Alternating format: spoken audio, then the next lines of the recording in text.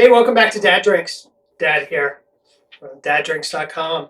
And it's getting into Christmas, so let's do some Christmas stuff. It's going to be, in a couple of days, just coming up in about a week, and it's going to be Christmas. So I thought that for tonight's cocktail, that we would make the Cousin Eddie, which is named after Cousin Eddie from Christmas Vacation. So into a mixing glass in which, or a shaker cup in which you have already put 2 teaspoons of sugar. You want to take and put in 1.5 ounces of brandy. So let's get that going. And as you know, every pour tells a story here at Dad Drink. So once we get this drink going, I thought we would talk a little bit about Christmas movies, especially since, as I said, this is the Cousin Eddie, and it's named after Eddie from Christmas Vacation. 3/4 ounce of rum.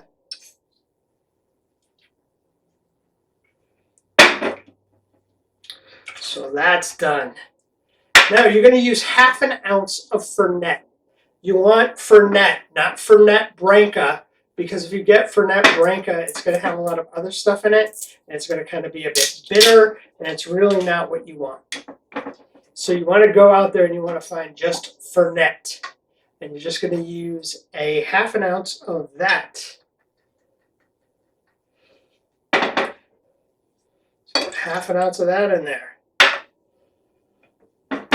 Then you're going to want 1.5 ounces of heavy cream, because this Cousin Eddie drink is going to kind of be, to some extent, like a eggnog. Of course, the cream isn't going to open, is it? No, not at all. Should have got the cream with the twist off top. But I didn't.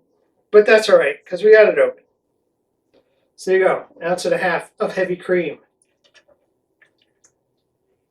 Now, how could you have eggnog without an egg?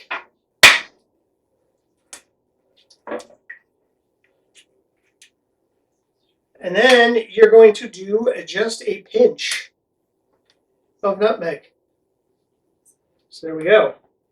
And now what you're going to do with this is you're going to do what's called dry shaking, which means no ice, because really all you're looking to do with the dry shake is you are just looking to mix everything up and get it all nice and frothy and make sure it's all mixed together.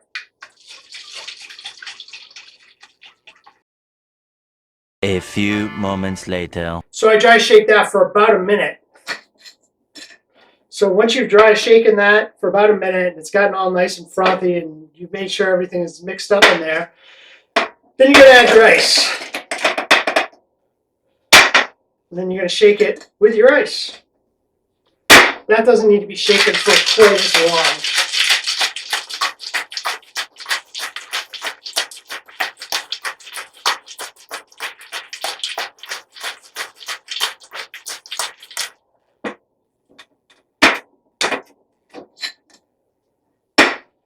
And then what you're going to do is you're going to double strain it, which means one strainer here on the top. This particular strainer has the actual second strain part here in the middle. So you're just going to pour it down through there. Make sure it kind of all stays in there. It doesn't flow all over the place.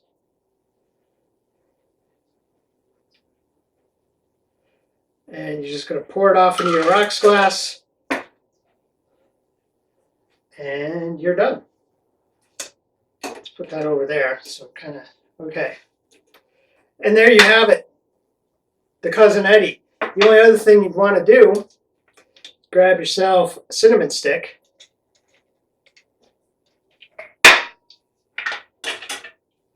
And just grate it over the top.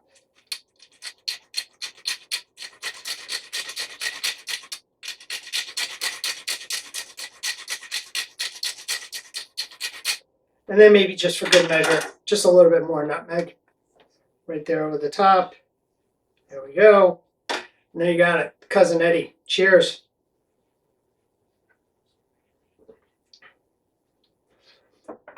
Not quite eggnoggy, a little bit, not quite as sweet as eggnog, but that's all right. Of course, you could always make this, and instead of using the cream and the egg and all that other stuff, just use eggnog and with the alcohol, and that would work just as well. So, as we know here at Dad Drinks, every pour tells a story.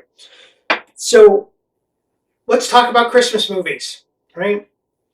So obviously you've got Christmas Vacation, like I said, the cousin Eddie. So Christmas Vacation has become one of those classic Christmas movies. Although for some reason, E Entertainment Television has been showing it like on a constant loop every weekend for like 24 hours. I don't know what's up with that. I can't watch 24 hours of that. But Christmas Vacation, it's just like all the other vacation movies, right? With Chevy Chase, where he's Clark Griswold, and all Clark wants to do is just have the perfect whatever for his family. Whether it's a vacation to Wally World, the vacation to Europe, the vacation to Las Vegas, or in this case, Christmas. And he's just looking to have that perfect Christmas. And it's funny, for like probably 3/4 of the movie, right? Clark just kind of rolls with the punches. Things don't work out quite the way he wants it to. He gets locked up in the attic when everybody goes out Christmas shopping. A couple of other things happen to him, but he's fine with that. What seems to set him over the edge is when the lights won't light. And as a dad who has had that situation happen where you have the lights that are all wired together, so if one goes out, they all go out, you got to try and find that one.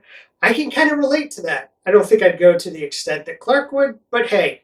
And then, of course, it just gets compounded by the fact that, the Christmas tree burns down, by the fact that, he gets the Jelly of the Month Club instead of the big bonus he's looking for, but it all works out in the end, and that's kind of the way that those whole series of movies go. So you've got Christmas Vacation. Then, of course, you've got A Christmas Story. And the thing about A Christmas Story, right, 1940s, comes from a book that's called In God We Trust, Everyone Else Pays Retail. And it's the memoir of, the basically Ralphie as an adult, remembering what Christmas was like back in the 1940s. And the thing is that A Christmas Story, much like It's a Wonderful Life, didn't make any money at the box office. It was just a flop. It came out, it went, but then what happened like with A Wonderful Life? So It's a Wonderful Life, the rights expire on that, and anybody and everybody and their brother can air that movie on Christmas in the 1980s and in the 1990s. So they did. And all of a sudden it became this classic thing that everyone had to sit down and watch. And A Christmas Story is kind of like that too, although the rights are owned by TBS and TNT right now. And what do? They show it for 24 straight hours on Christmas. And when I was younger, I will admit, I would sit down and just put it on the TV with the kids and just watch 24 hours of Christmas Story. I can't do that anymore. I watch it once, usually like 8, 9 o'clock, 10 o'clock on Christmas Eve, and then that's enough for me. I mean, I can say all the words. I pretty much know all of the dialogue. I've seen it so many times. But I think it's a nice, cute, kitschy movie where the only thing, the whole point of the movie is just that Ralphie wants the BB gun. That's it.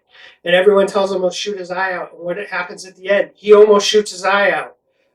But he doesn't, and he just breaks his glasses, and his mom covers for him. And again, everything is happily ever after.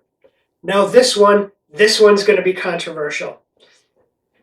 Is Die Hard a Christmas movie or not?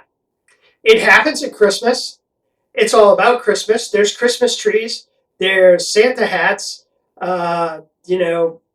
Argyle sitting in the limo, locked in the garage, is wearing a Christmas hat, listening to Christmas carols.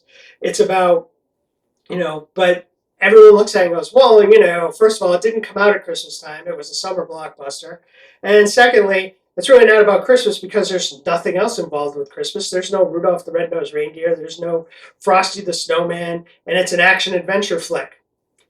But I still say it's a Christmas movie. And by extension, if you then watch Die Hard 2, Die Hard 2 takes place the next Christmas. So that's a Christmas movie too. And the funniest thing I saw was this recent, and it's probably not recent, probably just I just discovered it. This meme that says Die Hard is not a Christmas movie because it happens at Christmas. It is a Christmas movie because it is about a social obligation with a family member that you really didn't want to participate in, but it spirals more and more out of control and into an unending nightmare.